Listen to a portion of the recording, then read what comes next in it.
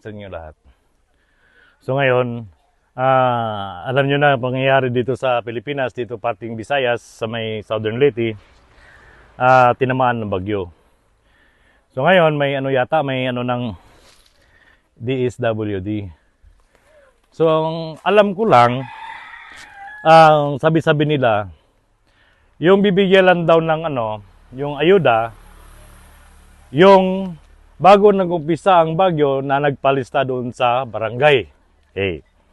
So ngayon mga ka-safety, ang tanong dyan, yung bagyo doon lang ba dumaan sa mga nagpalista? Sila ba ang naapektuhan? Naapektuhan ba din sila sa bagyo? Buong parte ng Visayas naapektuhan. So ngayon, halimbawa, ako ay hindi nagpalista. Okay. Ngayon, kung nakita niyo yung saging, halimbawa itong tanim ko mga saging. Okay. Kagaya nito. Ito mga ka-safety. Makain ba ito? Hindi ito makain. Okay. Kahit baboy nga, hindi ito kakainin ng baboy. Okay. Ito. Kailan pa ito tutubo? Siguro ilang taon pa yan, magtatanim pa ako or ano, yung iba dyan magtatanim pa. So, ngayon wala lang makain. Okay. So, yung nasa dagat, yung hanap buhay sa dagat, inano nila yung mga bangga nila, tinatanggalan ng mga ano, kasi kaya may bagyo nga. So, hindi sila lumipat sa mga nagpalista. So, ngayon, wala silang makain. So, paano na yan?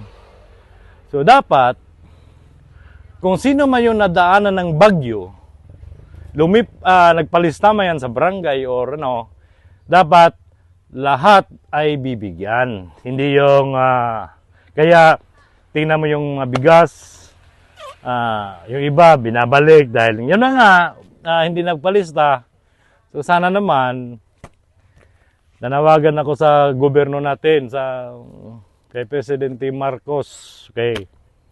Sana naman yung mga ayuda na tinamaan ng bagyo, nagpalista ka man sa barangay o hindi, dahil kung nagpalista ka sa barangay ay lumipat ka ng evacuation, nag-i-evacuate ka. Nag-i-evacuate ka sa eskwelahan o sa barangay, kaya yun ang priority binibigyan. So paano naman yung may mga, alam mo, yung may mga palayan, nasira yung palayan nila. So, ilang taon pa yan, ilang buwan pa yan, magkakaroon ng ano, magtatanim pa yan. Kung kukunti lang yung mga palayan nila, so ano na magkakainin, dapat, yun na nga sinasabi ko, dapat, pantay-pantay lahat. Tingnan mo yung pangyayari ito, yung mga saging, mga kasi hindi lang dito, pati sa bundok. Yung iba dyan, hindi nagpalista sa barangay. Dahil nga, sinabi ko sa inyo na, ano sila sa bahay nila, yung talagang, tantiwala sila sa bahay nila. So, yun nga mga ka-safety ang dapat lang. Mas nanawagan ako sa gobyerno natin, yung mga ayuda na tinatamaan ng mga bagyo, dapat nagpalista ka man o hindi, basta tinamaan ka ng bagyo, dapat pantay-pantay. Kasi yun ang nangyari dito, yung mga saging. Oh. Ito, hindi ako nagpalista. Okay, halimbawa, hindi ako nagpalista. May mga ano ko, yung saging. So anong kakainin ko, anong ibibinta ko pag ganito lahat ng mga saging ko.